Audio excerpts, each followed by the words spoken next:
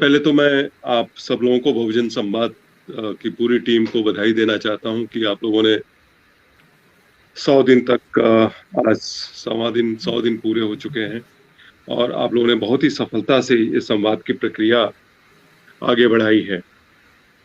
इसके लिए मैं जानता हूं कि बहुत परिश्रम करना होता है, बहुत तैयारी करनी होती है और आप लोगों ने पूरी एक सिस्टमेटिक तरीके से जिस पूरी श्रृंखला को कंडक्ट किया है, आप सब लोगों को बहुत बहुत मुबारकबाद। आप लोगों ने पूरी श्रृंखला में बहुत ही सामयिक प्रश्नों को, जो समाज से जुड़े हुए हैं, बहुजन समाज को और पूरे समाज को, क्योंकि समाज की समस्याएं, समाज अपने आप को बहुजन समाज से अलग होकर देख नहीं सकता। ये बड़ी भूल होगी। और साथ ही साथ कई सारे जो वार्ताक्रम में कई ऐसे एपिसोड थे जिसमें संवैधानिक मूल्यों पे बात हुई।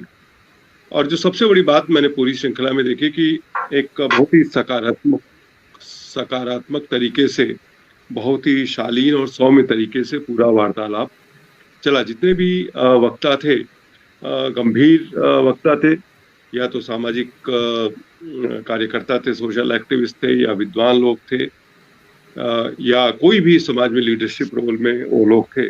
और इसलिए जितना भी डायलॉग चला वो बहुत ही असरकारक तरीके से आगे बढ़ता रहा। संवैधानिक मूल्यों पे एक जो वार्ता का जो पूरी प्रक्रिया थी, संवैधानिक मूल्यों के इर्द गिर्द घूमती थी और न्याय और सामाजिक न्याय के इर्द गिर्द घूमती थी। और ये हमारे सामने चैलेंज हुआ कि किस तरीके से जो संवैधानिक मूल्य हैं उनको किस तरीके से संभाल के रखें। सामाजिक चेतना की आवश्यकता है, आर्थिक विकास की आवश्यकता है, शिक्षा की आवश्यकता है।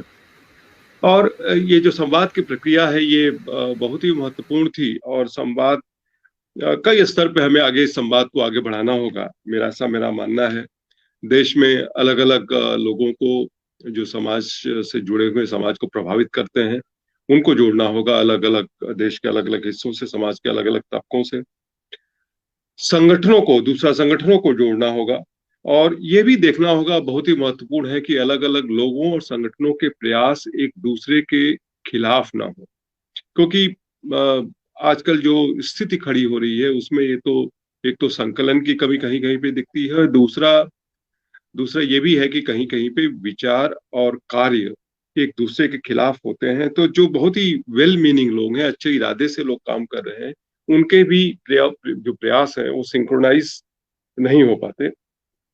तो वो भी हमें देखना होगा और इसके लिए नए नए तरीके इजाद करने होंगे। विचारों को हमेशा एक सतर्क रहना पड़ेगा कि किस तरीके से एक अपने जो जो विचार है सामाजिक परिप्रेक्ष्य में किस तरीके से अपने आप को अपडेट करते हैं, जिससे कि वो जो आज के चैलेंजेस हैं उनको हम एक आर्टिकुलेट कर सकें। नए नए तरीके सोचने होंगे, क्योंकि पिछले दिनों मेरा ये मानना है, जो बहुत ही एक मैं विनम्र स्तर पे समाज से जुड़ा हुआ हूँ, कि तरीके ऐसे हमें नहीं मिल पा रहे हैं जिससे कि हम अपनी समस्याओं के लिए एक क्वालिटेटिव सोल्यूशन ला करके दे सकें। क्वालिटेटिव लीडरशिप, क्वालिटेटिव मेथोडोलॉजी, इन सब चीजों की जरूरत है। संगठनों का जो भी संगठन है वो स्टैटिक मोड में ना रहे, बल्कि हमेशा एक इवोल्यूशन की प्रक्रिया से गुजरे।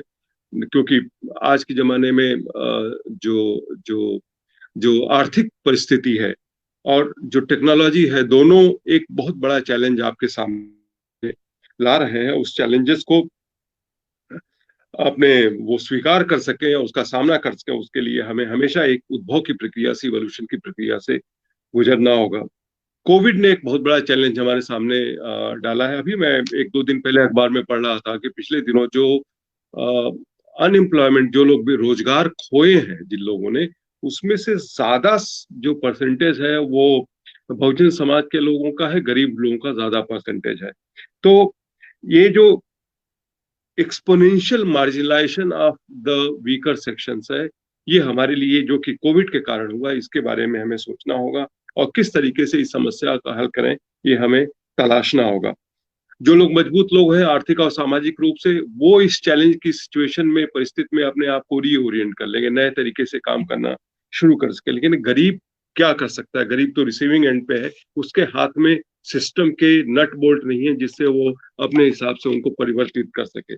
तो हमें कुछ ऐसे लीडरशिप रोल्स क्रिएट करने पड़ेंगे जो कि इस खास विषम परिस्थिति में कुछ सॉल्यूशंस ढूंढ सके, खास करके जो मार्जिनलाइज्ड लोग हैं। शिक्षा का जहां तक सवाल है, बेरोजगार की मैंने थोड़ी बात की, शिक्षा का जहां तक सवाल है, डिजिटल डिवाइड एक बहुत प्रत्यक्ष रूप से, बहुत ही मजबूत रूप से हमारे सामने आ रही है। ऑनलाइन क्लासेस, ऑनलाइन पढ़ाई आप जानते हैं कि सबके लिए नहीं है।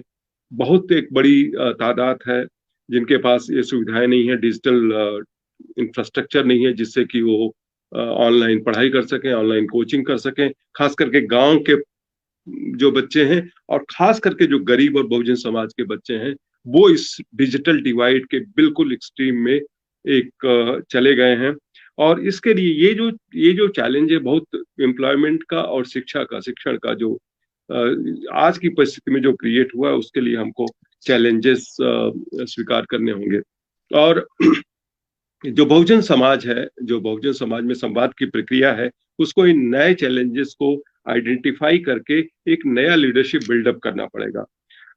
इससे पहले ये चैलेंजेस इस तरह के नहीं थे। पहले ट्रेडिशनल चैलेंजेस थे, ट्रेडिशनल रेजिस्टेंस था, ट्रेडिशनल स्ट्रगल था और ट्रेडिशनल सॉल्यूशंस थे। कम से कम सॉल्यूशंस कुछ समझ में आते थे कि इस तरह से किया जाए तो इस तरह से हमें इसका सॉल्यूशन, इसका रास्ता निकल सकता है। लेकिन आज का जो चैलेंजेस है वो चूंकि टेक्नोलॉजी ड्रिवन है, कोविड ड्रिवन है, और इसमें जो एक पोलराइजेशन ऑफ रिसोर्सेज हुआ है उससे ड्रिवन है।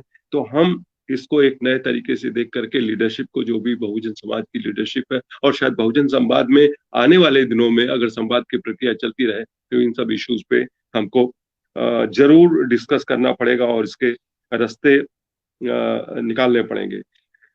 एक और चीज करनी पड़ेगी कि एक अपना जो संवाद की प्रक्रिया है या जो आंदोलन है उसको और बृहत्तर रूप देना होगा, जिससे कि ज्यादा से ज्यादा लोग जुड़ सकें। एक ऐसा थीम बनाना होगा जो समाज के सभी लोगों को अपील कर सके। मैं सिर्फ बहुजन समाज की बात नहीं कर रहा हूं। मैं ये चाहूंगा, मैं ये सोचता हूं कि कोई भी एक नैरेटिव क्रिएट हो, एक थीम क्रिएट हो आगे बढ़ने के लिए, संघर्ष के लिए, या अपने अधिकारों को प्राप्त करने के लिए, या सामाजिक न्याय के लिए, तो वह थीम में अपील एक यूनिवर्सल अपील होनी चाहिए जो सबके दिलो दिमाग पे असर करे। क्योंकि ये हमें देखना होगा कि समाज और बहुजन समाज का जो हित है वो जब तक इंट्रिंजिकली एक दूसरे के साथ सिम्बियोटिकली जुड़ा नहीं होगा तब तक प्रयास हमारे सफल नहीं होंगे। और ये जो प्रयास हो रहे हैं, संवाद की प्रक्रिया में जो प्रयास हुए हैं, उनको जमीन पे ले जाना होगा। भगवान करें जल्दी से स्थिति ऐसी हो कि ये सारे प्रयास को हम जमीन पे ला सके और आगे परिवर्तन की बात सोच करके, जिससे गरीब और बेसहारा लोगों के अधिकारों को मजबूत किया जा सके। और ये सब इतने दिनों जो प्रयास हुआ है वो निश्चित रूप से एक बहुत ही महत्वपूर्ण प्रयास हुआ है, लेकिन एक असर पैदा करना, इम्पैक्ट क्रिएट करना, जिससे आगे एक डायनेमिक्स प्राप्त हो, जिससे हम अपने उद्देश्यों में सफल हो, उसके लिए हमें सोचना होगा।